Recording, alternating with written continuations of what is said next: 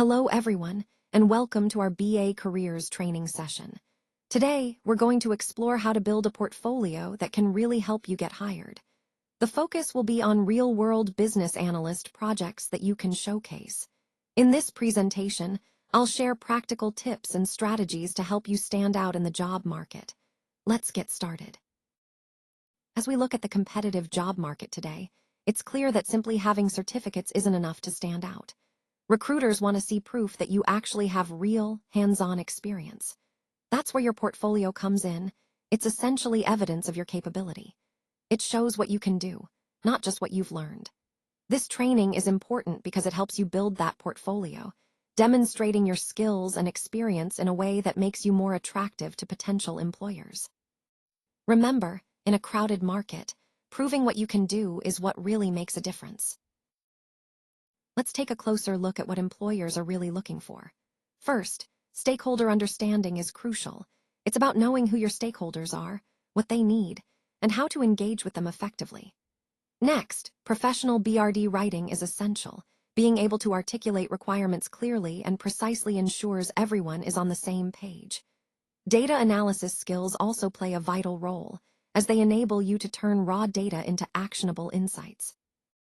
End-to-end process thinking is about seeing the bigger picture, understanding how each part of a project connects to the whole. Finally, strong communication and strategic thinking are fundamental, not just to share ideas clearly, but to align those ideas with long-term business goals. All these skills combined show that you're capable of handling complex projects and delivering value, which is exactly what employers want to see. This ties back to our overall theme of building a comprehensive skill set that makes you stand out in the job market. Let's take a closer look at some of the common pitfalls that lead to failure in most business analysis portfolios. First, many projects tend to showcase only certificates or formal qualifications. While certifications are valuable, they don't tell us much about practical skills or real-world application. Next, you'll often see theoretical documents without any clear context or understanding of how they translate into actual business value. Without context, these documents can seem disconnected from the real problems we're trying to solve. Another key issue is the lack of measurable results. It's not enough to produce documentation or plans. We need to track how these efforts impact the business. If there's no way to measure success, it becomes difficult to justify the work or demonstrate value. Finally, many projects suffer from the absence of a clearly defined business problem. Without a well-understood problem, efforts can become scattered or misaligned with what the organization truly needs. All of these issues, focusing on certificates, producing disconnected documents, lacking measurable outcomes, and not defining the problem, are reasons why so many business analysis portfolios don't succeed.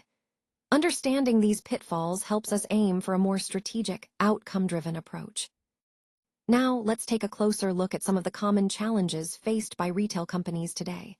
One major issue is late deliveries, which can really disrupt the customer experience and impact sales. Then, we have high warehouse costs, which eat into profit margins and make inventory management more complicated. Stock shortages are another critical problem, leading to missed sales opportunities and customer dissatisfaction. Lastly, there are frequent supplier coordination issues, which can cause delays and inconsistencies in the supply chain. These challenges highlight the need for a more streamlined and efficient supply chain. That's why our Project One focuses on supply chain optimization, to address these pain points directly. By improving how we manage and coordinate our supply chain, we can deliver better service, reduce costs, and stay competitive in this fast-paced retail environment. Let's take a moment to look at the key stakeholders involved in this process. First, we have the procurement manager, who is responsible for sourcing and purchasing the necessary goods and services. Their role is crucial in ensuring we get the right products at the right price. Next is the warehouse manager, who oversees the storage and inventory management. Their focus is on maintaining optimal stock levels and ensuring everything is organized for smooth operations. Then we have the logistics head, the person in charge of coordinating the movement of goods, from suppliers to our warehouses and ultimately to the end customer. This role is vital for keeping our supply chain efficient and timely. The finance controller also plays a significant role, managing budgets, costs, and financial risks. Their insights help us stay financially sustainable and aligned with our overall business goals. Don't forget the IT team, who support the technological systems that keep our operations running smoothly, from inventory management software to communication tools. Finally, stakeholder identification is about recognizing all these key players early on.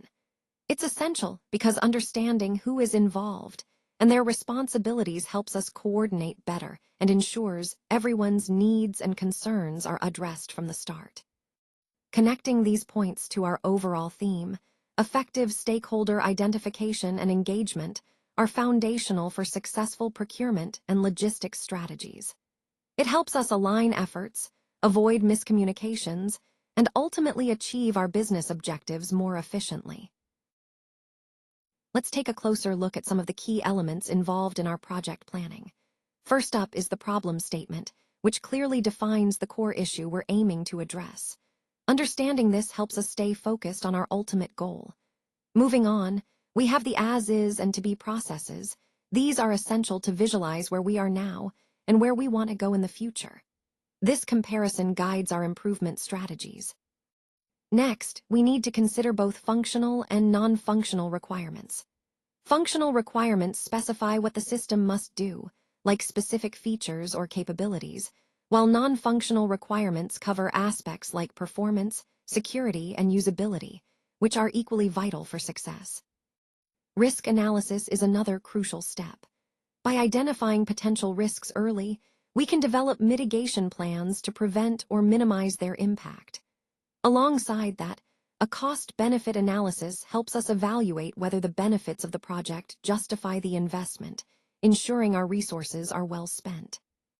Finally, requirement gathering and the Business Requirements Document, or BRD, serve as the foundation for our project. This process involves collecting detailed needs from stakeholders and documenting them clearly, so everyone is aligned and has a shared understanding of what's to be delivered. All these elements are interconnected and form the backbone of a thorough and effective project approach, guiding us from initial problem identification to a successful solution. Now, let's look at some key metrics that are essential for understanding and improving our supply chain performance. First up is inventory turnover, which tells us how many times our inventory is sold and replaced over a certain period. A higher turnover typically indicates strong sales and efficient inventory management. Next, we've got lead time, the amount of time it takes from placing an order with a supplier to receiving the goods.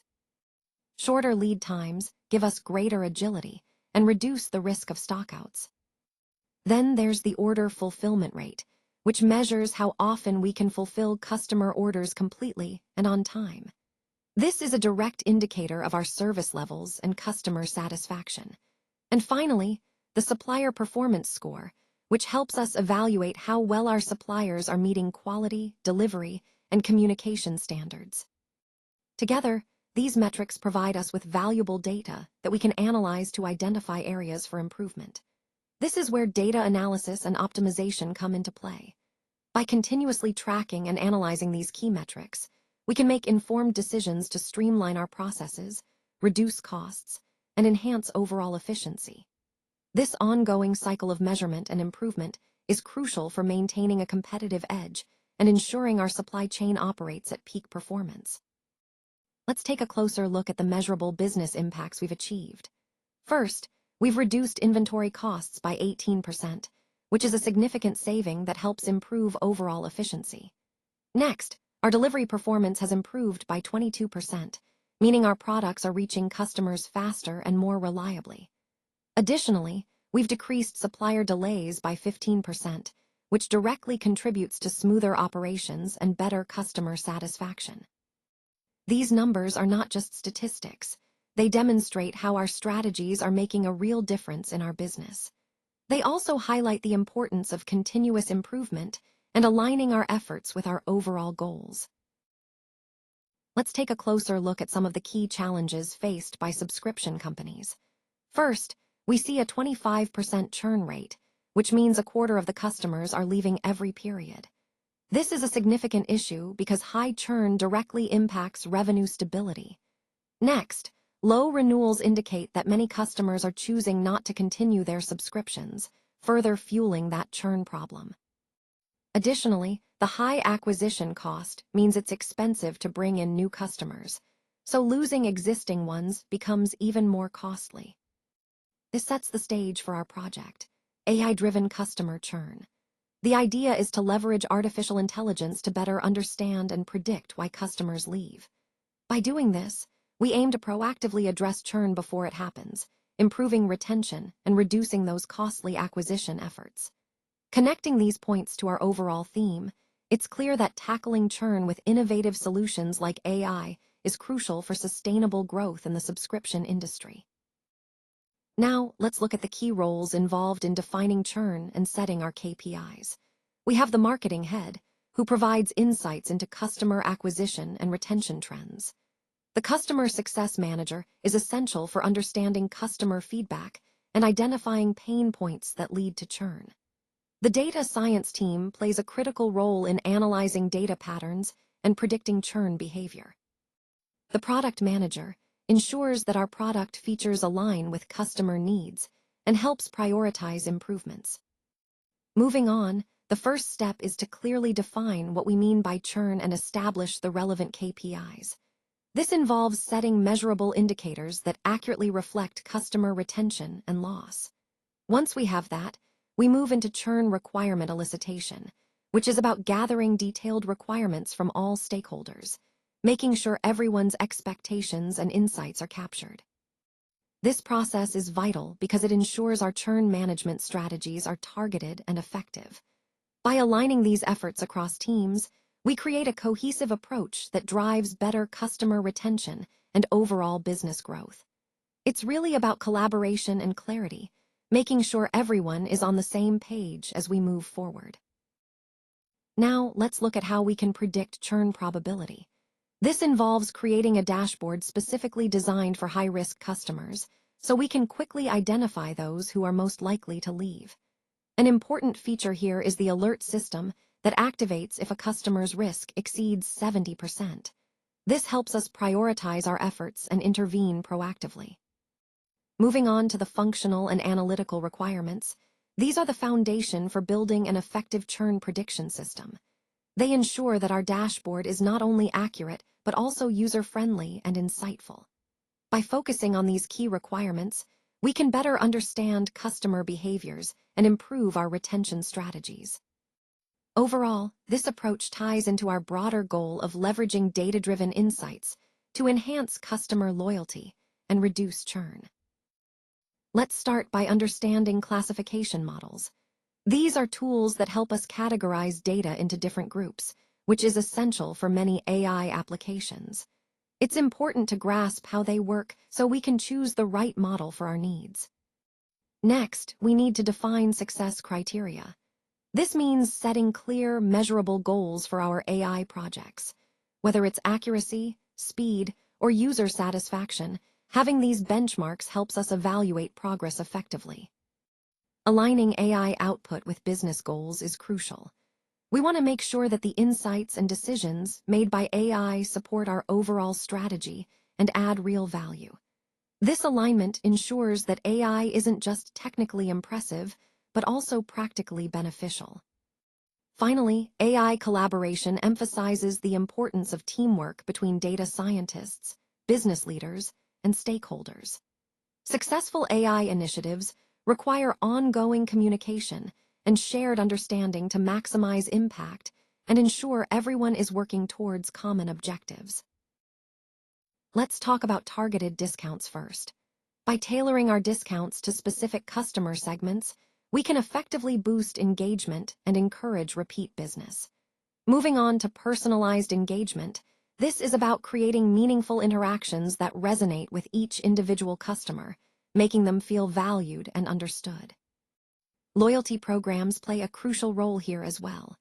They not only reward our loyal customers, but also incentivize continued business, strengthening our relationship over time. And an important result of implementing these strategies has been a significant reduction in churn, from 25% down to 16%. That's a substantial improvement, highlighting how these personalized approaches help retain customers more effectively. In terms of business recommendations, I'd suggest continuing to refine these personalized strategies. Invest in data analytics to better understand customer preferences and keep innovating your loyalty initiatives.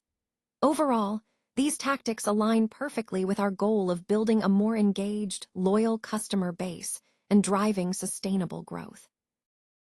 Let's take a moment to look at the executive summary. This is where we tie everything together, highlighting the key insights and outcomes of our project. Next, we have the business problem, which is the core challenge we aim to address. Understanding this problem is essential to appreciating the solutions we've developed. Moving on, the stakeholder map visually represents all the key players involved and their roles, helping us see the bigger picture and ensure everyone's needs are considered. The BRD summary offers a concise overview of the business requirements, serving as a foundation for our work. Then, we have the dashboards and wireframes, which are crucial for visualizing our solutions and how users will interact with them. They bring clarity and direction to the development process. Following that, we see the results and impact. Here, we showcase the tangible benefits and improvements achieved through our project. Lastly, I'll touch on how to present this work effectively within a portfolio, emphasizing the importance of storytelling and showcasing the value we've delivered. Connecting all these points, the goal is to demonstrate not just what we did, but how it adds value and aligns with the overall strategic objectives. Now let's take a closer look at the key skills that help strengthen my overall portfolio. On the technical side, I'm proficient in tools like SQL, Excel, Power BI, Tableau, and Jira.